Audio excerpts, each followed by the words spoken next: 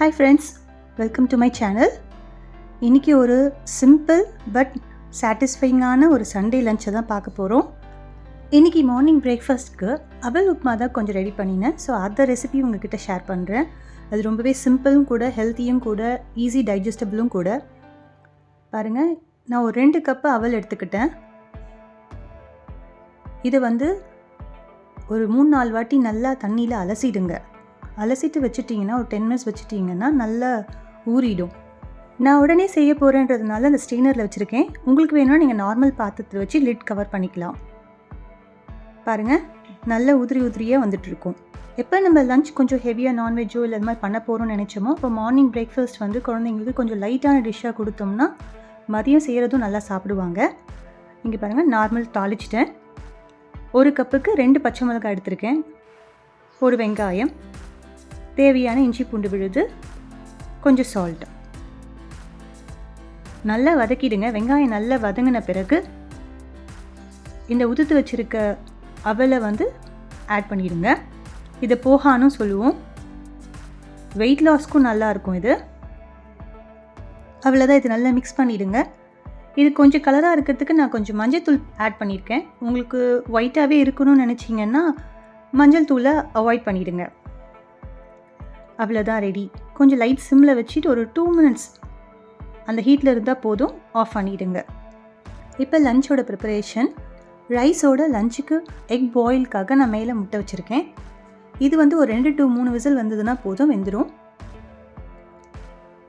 இதில் பருப்பு வைக்காதனால நான் தனியாக சின்ன குக்கரில் பருப்பும் தேவையான தக்காளியும் வச்சு வேக வச்சு எடுத்துக்கிறேன். இப்போ அடுத்தது ஃபிஷ் ஃப்ரைக்காக வஞ்சரம் மீன் தான் எடுத்துகிட்டு வந்தாங்க. ஸோ பசங்க கேட்டாங்க, க்ளீன் பண்ணி வச்சுருக்கேன். இதுக்கு மசாலா பார்த்தீங்கன்னா நான் இன்னொரு ப்ளாக்லையும் சொல்லியிருப்பேன். இப்போ தான் பார்க்குறீங்கன்னா நான் மறுபடியும் ரிப்பீட் பண்ணிடுறேன். இதுக்கு தேவையான மிளகாத்தூள், உப்பு, மஞ்சள், கொஞ்சம் பெப்பர், கரம் மசாலா, அவ்வளோதான். இது தேவையானதை நல்லா மிக்ஸ் பண்ணிக்கோங்க. காரம் எப்படி இருக்குன்னு செக் பண்ணிக்கோங்க. இதுக்கு நான் ஃபிஷ் ஃப்ரை மசாலாலாம் ஆட் பண்ணலை. இது எல்லா ஃபிஷ்ஷுக்குமே நீங்கள் ஃப்ரைக்கு யூஸ் பண்ணலாம். காரம் செக் பண்ணிக்கோங்க எப்படி இருக்குன்னுட்டு. காரம் இல்லை சால்ட் ஏதாவது கம்மியாக இருந்ததுன்னா நீங்கள் இன்றைக்கி இதிலே மிக்ஸ் பண்ணிக்கலாம். இப்போ ரெடி என்னோடது. இதில் நம்ம அலசி வச்சுருக்க ஃபிஷ்ஷை எடுத்து லைட்டாக ஊற்றி எடுங்க. ரொம்ப டார்க்காக வைக்கணுன்ற அவசியம் இல்லை, லைட்டாக ஊற்றினாலே போதும். ஃப்ரீசரில் ஒரு 20 to 30 மினிட்ஸ் நீங்கள் மேரினேட் பண்ணாலே நல்லாயிருக்கும் ஃப்ரை பண்ணுறதுக்கு. பாருங்கள், அவ்வளோதான். இந்த மாதிரி மற்ற பீசஸும் எடுத்து மசாலா தடவி வச்சுடுங்க. இந்த மாதிரி ஃபிஷ் ஃப்ரை பண்ணுறப்ப உங்களுக்கு காரம் உப்பு கரெக்டாக இருக்க மாதிரி பார்த்துக்கோங்க. ஏன்னா ஃப்ரை பண்ணுறப்ப கொஞ்சம் காரம் உப்பு கொஞ்சம் கம்மியாக சான்சஸ் இருக்குது, அதுக்காக தான். பாருங்கள், இந்த மாதிரி ஒரு பாத்திரத்தில் தனியாக எடுத்து வச்சுருங்க. என்னோடது ரெடி. இது நான் மேரினேட் பண்ண போகிறேன். இந்த கேப்பில் நான் சாம்பாருக்கும் தாளிச்சிட போகிறேன். முருங்கைக்காய் நமக்கு 2 விசில் விட்டால் போதும். ரொம்பவும் வேகக்கூடாது, கொதிக்கக்கூடாதுன்னு சொல்லுவாங்க, கசப்பேடுன்னு சொல்லுவாங்க. ஸோ இதில் பருப்பு, தேவையான புளியெல்லாம் ஊற்றி காரம் புளிப்பெல்லாம் செக் பண்ணிவிட்டு 2 விசில் விட்டிங்கன்னா போதும். இதுக்கு பருப்பு பார்த்திங்கன்னா நான் ஒரு அரை தான் மசிச்சிருப்பேன். அது ஒரு டிஃப்ரெண்ட்டாக இருக்கும் டேஸ்ட்டு. அதுக்காக இதை ஃப்ரிட்ஜில் வச்சுட்டு ரீஹீட் பண்ணுறப்ப ரொம்ப கொதிக்க விடாதீங்க. லைட்டாக சில்னஸ் போனால் போதும். இப்போ இது ஃபிஷ் ஃப்ரைக்காக இதுக்கு நான் ஒரு பழைய பேன் இருக்குது, யூஸ் பண்ணாத பேனை தான் நான் ஃபிஷ் ஃப்ரைக்காக தனியாக எடுத்து வச்சுருப்பேன். அது இந்த மீன் வறுவலுக்காக மட்டுமே யூஸ் பண்ணுறது. சிம்மில் வச்சுட்டு தேவையான எண்ணெய் விட்டுக்கோங்க. இந்த அளவு ஆயிலில் தான் நான் எல்லா மீனையும் வறுக்க போகிறேன். பாருங்கள்,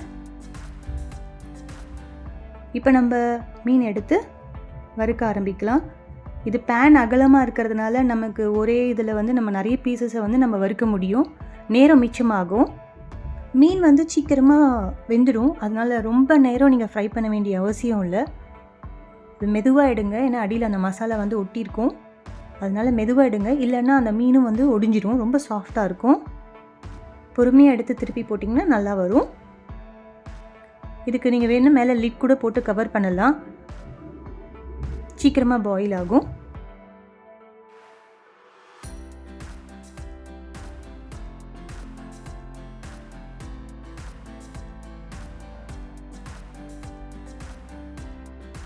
அவ்வளவுதாங்க. இந்த மாதிரி மெதுவாக ஃப்ரை பண்ணி எடுத்துக்கோங்க. பாருங்கள் எப்படி இருக்குன்னு, மசாலாலாம் நல்லா ஒட்டியிருக்கு.